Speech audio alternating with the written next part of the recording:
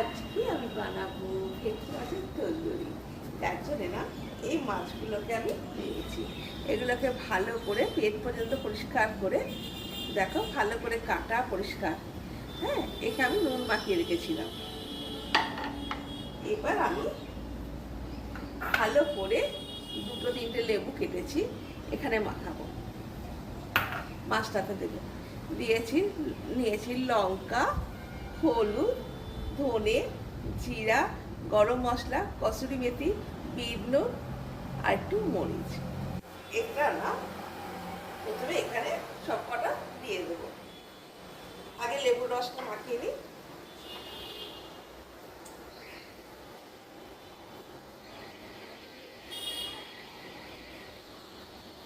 না হলে লেবুর রসটা এখানে দিচ্ছি।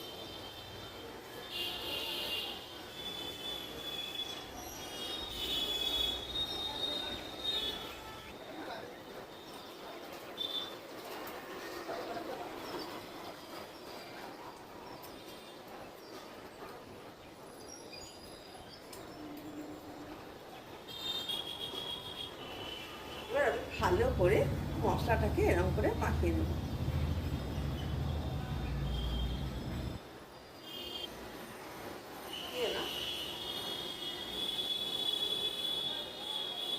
ভাজে ভাজে ভাজে করে ভালো করে দিয়ে দেবো।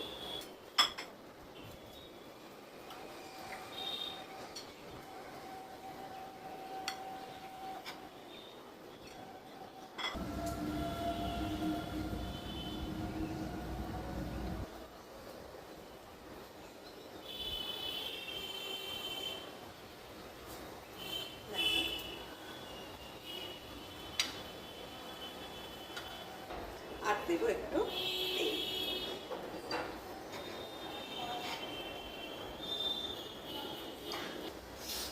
বন্ধ এমনি চলে গেছে গো।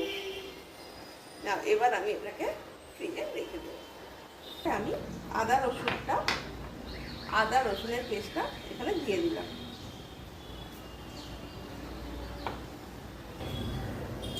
আমি এখানে একটু মাছগুলোকে ফ্রাই করবো। একটু এখানে নামমাত্র হোয়াইট অয়েল দিচ্ছি, দেখো খুবই কম।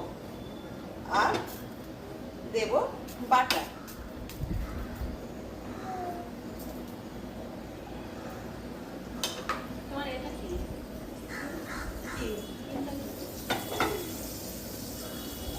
আমি বাটার দিয়ে আর একটু সাদা তেল দিয়ে তেলটা গরম করে দিয়েছি। এবার আমি মাছগুলো আস্তে করে ছেড়ে দেবো।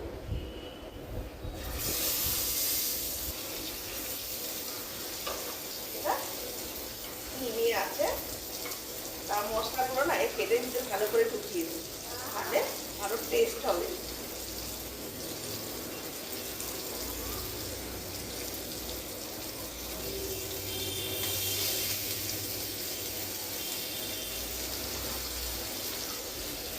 এবার না এটাকে উল্টে দেবো।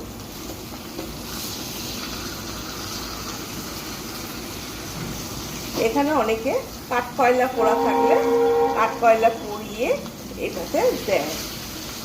কেউ মাইক্রোওভেনে যদি একটুখানি সেঁকা খেতে ইচ্ছা করে সেটাও করতে পারো। কাঠকয়লা দিলে না, আমার ছেলে মেয়ে ভালোবাসে না, সাইডে কাঠকয়লা দিলে আসল সেন্টটা এসে যেত। গরম গরম পরিবেশন করে। দেখো, ভেটকি মাছের তন্দুরি তৈরি। অবশ্যই করো, ভালো লাগবে।